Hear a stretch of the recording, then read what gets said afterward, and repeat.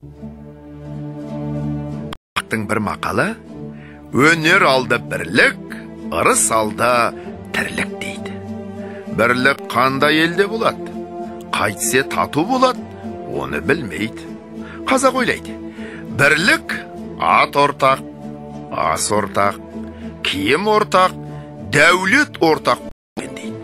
Олай болғанда байлықтан не пайда? Кедейліктен не залал? Ағайын құрмай мал іздеп не керек? Осы ма бірлік? Жоқ. Бірлік ақылға бірлік, малға бірлік емес. Малыңды беріп болсаң, атасы басқа, діні басқа, күні басқаларды жолданып бірлік қылады. Бірлік малға сатылса, антұрғандықтың басы осы. Ағайын алмай бірлік қылса керек. Сонда әркім несібесін Құдайдан тілейді.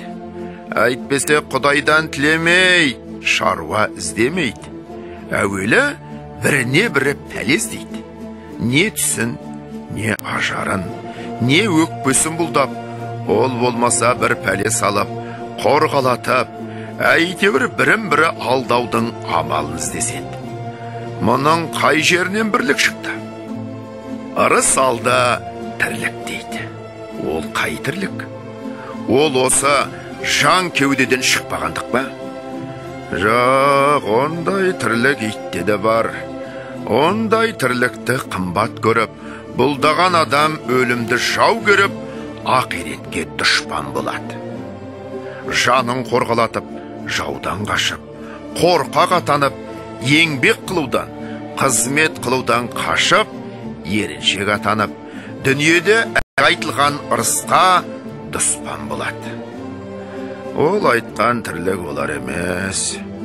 Көкірегі, көңілі тірі болса, соны айтады. Өзің тірі болсаң да, көкірегің өлі болса, ақыл табуға сөз қалмайсың. Адал еңбекпен ерінбей жүріп мал табуға жігер қылмайсың. Кеселді жалқау қылжақ бас, әзір тамақ әзір ас.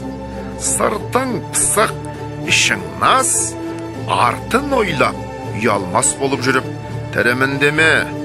Одан да Алла жіберген ақ бұйрықты өлімнің өз артық.